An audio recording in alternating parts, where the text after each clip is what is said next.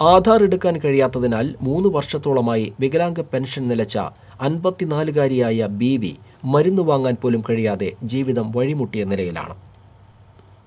കയ്പമംഗലം 16-ാം വാർഡിൽ വഴിയമ്പലം പടിഞ്ഞാറ് ഭാഗത്ത് മുടവൻപറമ്പിൽ പരേതനായ സൈദു മുഹമ്മദിന്റെ മകൾ ബീവിക്കാണ് ഈ ദുരവസ്ഥ.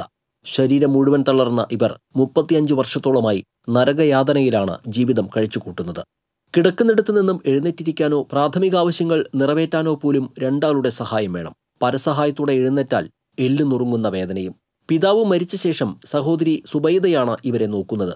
അവിവാഹിതയായ ബീവിക്ക് വർഷങ്ങളായി ലഭിച്ചിരുന്ന പെൻഷൻ തുകയായിരുന്നു മരുന്ന് വാങ്ങാനും മറ്റുമുള്ള ഏക ആശ്രയം. എന്നാൽ പെൻഷൻ ലഭിക്കുന്നതിന് ആധാർ നിർബന്ധമാക്കിയതോടെ ബീവിയുടെ ജീവിതം വഴിമുട്ടുകയായിരുന്നു. ഡോക്ടറെ കാണിക്കാൻ പോലും വീട്ടിൽ നിന്ന് പുറത്തു കൊണ്ടുപോകാൻ കഴിയാത്ത ഇവരെ ആധാർ കേന്ദ്രത്തിലെത്തിക്കൽ കനത്ത വെല്ലുവിളിയാണ്. എല്ലുകൾക്ക് ബലമില്ലാത്തതിനാൽ പൊക്കിയെടുത്ത് കൊണ്ടുപോകൽ അപകടമുണ്ടാക്കുമെന്നാണ് ഡോക്ടർമാർ അറിയിച്ചത്. വിവരം ബന്ധപ്പെട്ട പഞ്ചായത്ത് അധികാരികളെ അറിയിച്ചെങ്കിലും പെൻഷൻ ലഭിക്കാൻ യാതൊരു നടപടിയും ഉണ്ടായില്ല. ഓട്ടോറിക്ഷയിൽ അടിയിലിരുന്നാലും ഞാൻ വീണ്ടും 2-3 ആൾക്കാരെ ഞാൻ പിടിച്ചിട്ടൊക്കെയാണ് ഞാൻ പോണത്. പക്ഷേ പോയിട്ട് പഞ്ചായത്തിൽ ചെല്ലാൻ പറഞ്ഞു.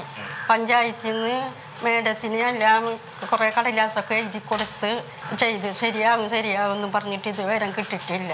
അക്ഷയ കേന്ദ്രം അധികൃതരെ വീട്ടിൽ കൊണ്ടുവന്ന് ആധാർ എടുക്കാൻ ശ്രമം നടത്തിയെങ്കിലും പല കാരണങ്ങൾ പറഞ്ഞ് അവർ ഒഴിയുകയാണുണ്ടായതെന്നും ബീവി പറയുന്നു. TCV കയ്പമംഗലം.